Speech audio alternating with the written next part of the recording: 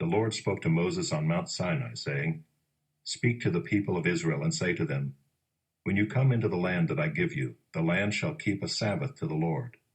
For 6 years you shall sow your field, and for 6 years you shall prune your vineyard and gather in its fruits.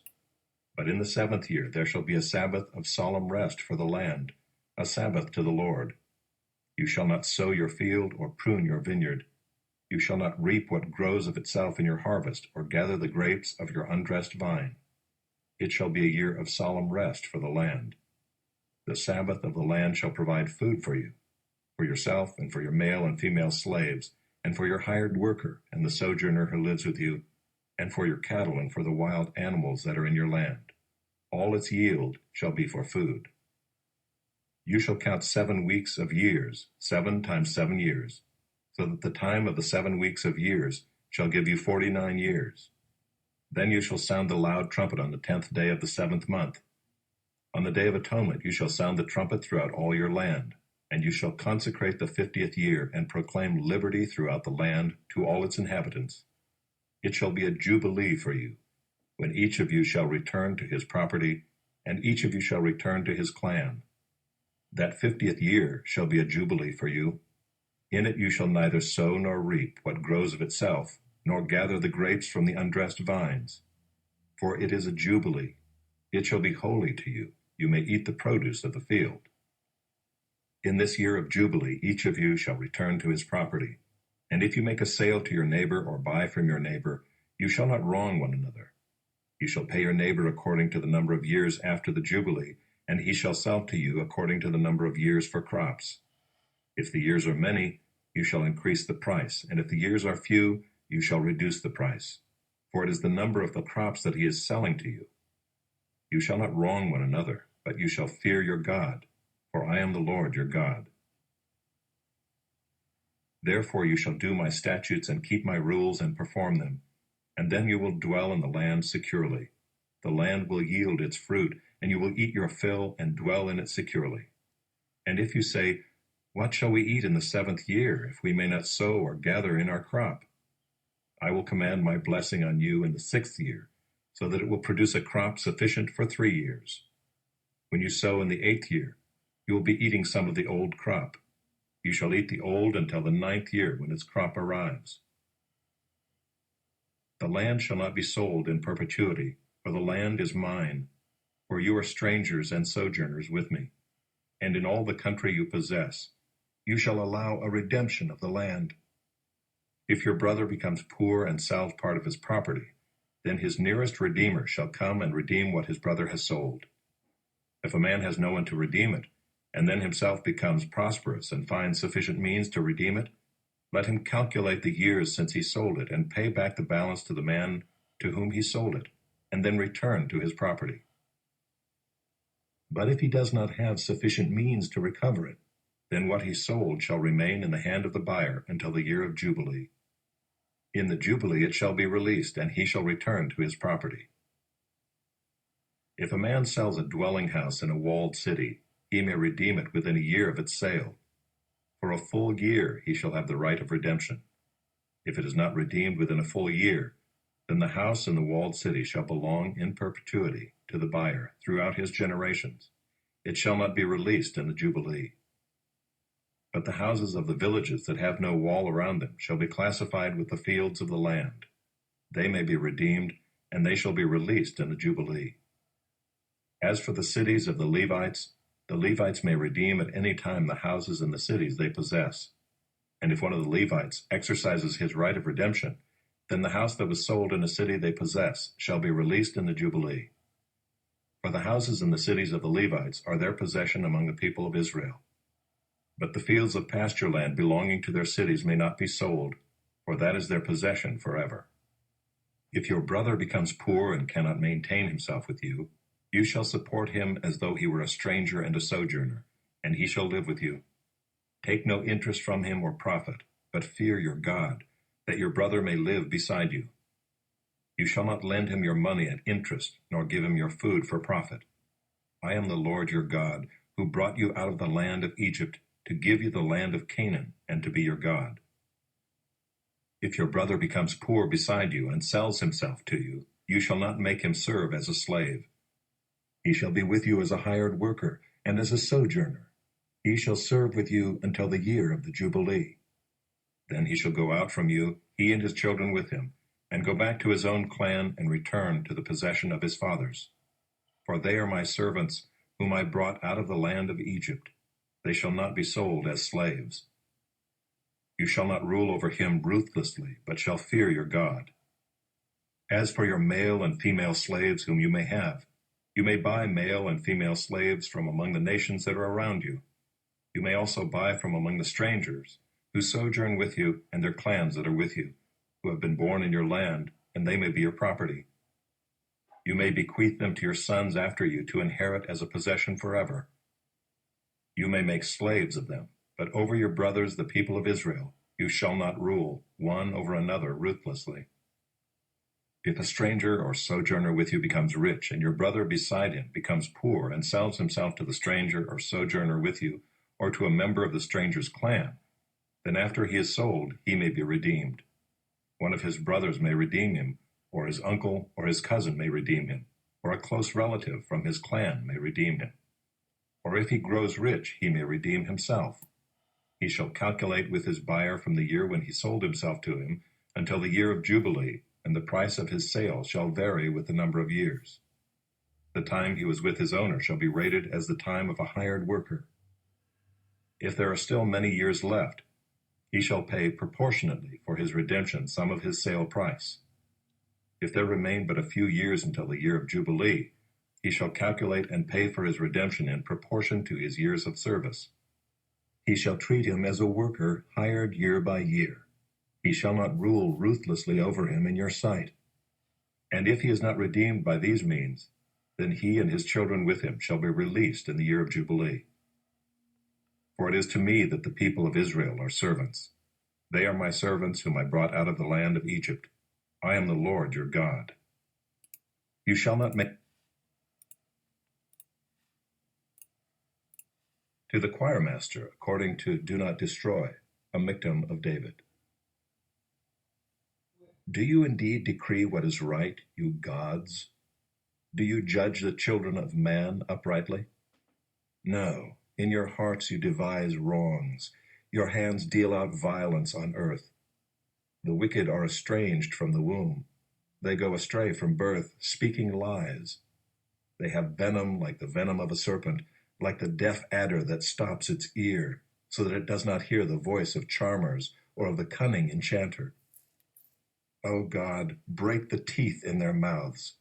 Tear out the fangs of the young lions, O Lord. Let them vanish like water that runs away. When he aims his arrows, let them be blunted. Let them be like the snail that dissolves into slime, like the stillborn child who never sees the sun. Sooner than your pots can feel the heat of thorns, whether green or ablaze, may he sweep them away. The righteous will rejoice when he sees the vengeance. He will bathe his feet in the blood of the wicked. Mankind will say, surely there is a reward for the righteous. Surely there is a God who judges on earth.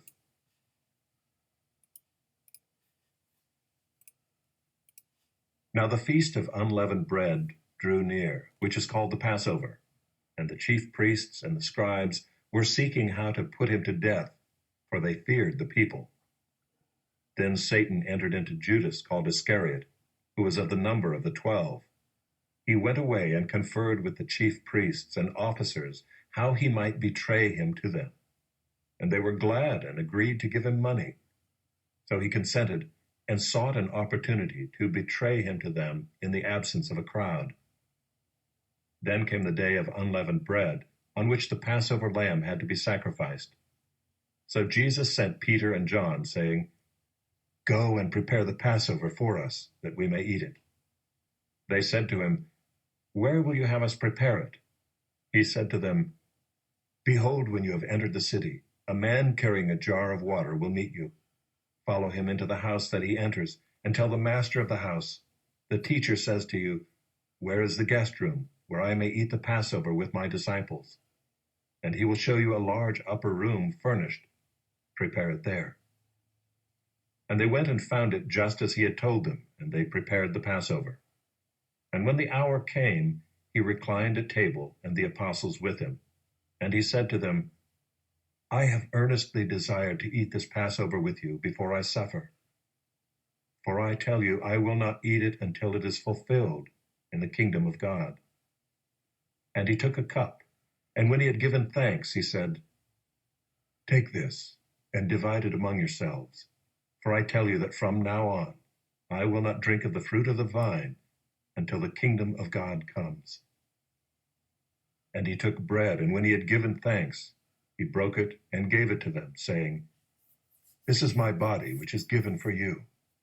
Do this in remembrance of me. And likewise the cup after they had eaten, saying, This cup that is poured out for you is the new covenant in my blood. But behold, the hand of him who betrays me is with me on the table. For the Son of Man goes as it has been determined, but woe to that man by whom he is betrayed. And they began to question one another, which of them it could be who was going to do this. A dispute also arose among them as to which of them was to be regarded as the greatest. And he said to them, The kings of the Gentiles exercise lordship over them, and those in authority over them are called benefactors. But not so with you. Rather let the greatest among you become as the youngest, and the leader as one who serves. For who is the greater, one who reclines at table, or one who serves? Is it not the one who reclines at table? But I am among you as the one who serves. You are those who have stayed with me in my trials, and I assign to you, as my Father assigned to me, a kingdom, that you may eat and drink at my table in my kingdom, and sit on thrones, judging the 12 tribes of Israel. Simon, Simon, behold, Satan demanded to have you, that he might sift you like wheat. But I have prayed for you, that your faith may not fail. And when you have turned again, strengthen your brothers. Peter said to him, Lord, I am ready to go with you both to prison and to death. Jesus said, I tell you, Peter, the rooster will not crow this day until you deny 3 times that you know me. And he said to them, When I sent you out with no money bag or knapsack or sandals, did you lack anything? They said, Nothing. He said to them, But now let the one who has a money bag take it, and likewise a knapsack. And let the one who has no sword sell his cloak and buy one. For I tell you that this scripture must be fulfilled in me. And he was numbered with the transgressors. For what is written about me has its fulfillment. And they said, Look, Lord, here are 2 swords. And he said to them, It is enough. And he came out and went, as was his custom, to the Mount of Olives, and the disciples followed him. And when he came to the place, he said to them, Pray that you may not enter into temptation. And he withdrew from them about a stone's throw, and knelt down and prayed, saying, Father, if you are willing, remove this cup from me. Nevertheless, not my will, but yours be done. And there appeared to him an angel from heaven, strengthening him. And being in agony, he prayed more earnestly, and his sweat became like great drops of blood falling down to the ground. And when he rose from prayer, he came to the disciples and found them sleeping for sorrow. And he said to them, Why are you sleeping? Rise and pray that you may not enter into temptation. While he was still speaking, there came a crowd, and the man called Judas, one of the 12, was leading them. He drew near to Jesus to kiss him, but Jesus said to him, Judas, would you betray the Son of Man with a kiss? And when those who were around him saw what would follow, they said, Lord, shall we strike with the sword? And one of them struck the servant of the high priest and cut off his right ear. But Jesus said, No more of this. And he touched his ear and healed him. Then Jesus said to the chief priests and officers of the temple and elders who had come out against him, Have you come out as against a robber with swords and clubs? When I was with you day after day in the temple, you did not lay hands on me. But this is your hour and the power of darkness. Then they seized him and led him away, bringing him into the high priest's house, and Peter was following at a distance. And when they had kindled a fire in the middle of the courtyard and sat down together, Peter sat down among them. Then a servant girl, seeing him as he sat in the light and looking closely at him, said, "This man also was with him." But he denied it, saying, "Woman, I do not know him." And a little later someone else saw him and said, "You also are one of them." But Peter said, "Man, I am not." And after an interval of about an hour, still another insisted, saying, "Certainly this man also was with him, for he too is a Galilean." But Peter said, "Man, I do not know what you are talking about." And immediately while he was still speaking, the rooster crowed. And the Lord turned and looked at Peter. And Peter remembered the saying of the Lord, how he had said to him, "Before the rooster crows today, you will deny me 3 times." And he went out and wept bitterly. Now the men who were holding Jesus in custody were mocking him as they beat him. They also blindfolded him and kept asking him, "Prophesy, who is it that struck you?" And they said many other things against him, blaspheming him. When day came, the assembly of the elders of the people gathered together, both chief priests and scribes, and they led him away to their council, and they said, "If you are the Christ, tell us."